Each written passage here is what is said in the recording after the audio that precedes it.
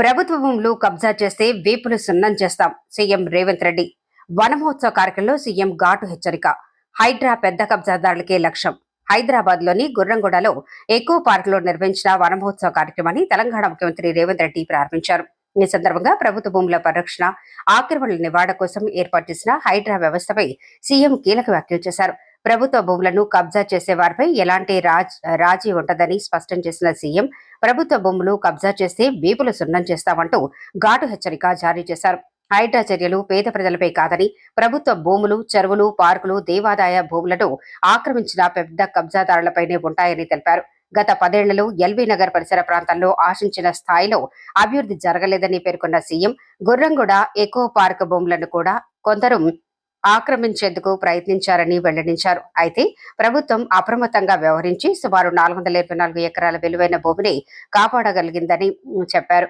దేవాలయాల భూములు, ప్రభుత్వ ఆస్తులు, చెరువులు, పార్కులు వంటి ప్రజా సంపదను రక్షించటం ప్రభుత్వ బాధ్యత అని సీఎం పేర్కొన్నారు. భవిష్యత్ తరాలకు పచ్చదనం అందించాలంటే అటవీ సంపదను పెంపొందించడంతో పాటు ప్రభుత్వ భూములను కూడా కాపాడాల్సిన అవసరం ఉందన్నారు. వనమహోత్సవం సందర్భంగా మొక్కలు నాటిన సీఎం పర్యావరణ పరిరక్షణలో ప్రతి ఒక్కరూ భాగస్వాములు కావాలని పిలుపునిచ్చారు. రాష్ట్ర వ్యాప్తంగా విస్తృత స్థాయిలో మొక్కలు నాటడం ద్వారా తెలంగాణను మరింత హరిత రాష్ట్రంగా తీర్చిదిద్దేందుకు ప్రభుత్వం కట్టుబడి ఉందని తెలిపారు.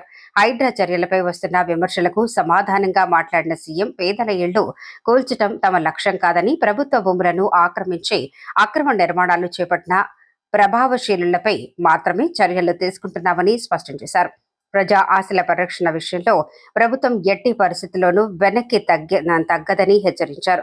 ఈ కార్యక్రమంలో మంత్రులు, ప్రజాప్రతినిధులు, అధికారులు, స్థానిక ప్రజలు పాల్గొన్నారు. సీఎం చేసిన వ్యాఖ్యలు రాష్ట్ర రాజకీయ వర్గాల్లో చర్చనీయాంశంగా మారాయి.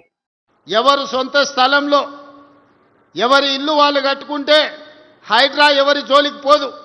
ఎవరైతే చెరువులు కబ్జా పెట్టుకుంటారో, ఎవరైతే కుంటలు కబ్జా పెట్టుకుంటారో, ఎవరైతే నాలాలు కబ్జా పెట్టుకుంటారో, ఎవరైతే పార్కులను కబ్జాలు పెట్టుకుంటారో, ఈ కబ్జాలు పెట్టుకున్న వాళ్ళకు మాత్రం ఈపు సున్నం అవుతుందని నేను చెప్తున్నా.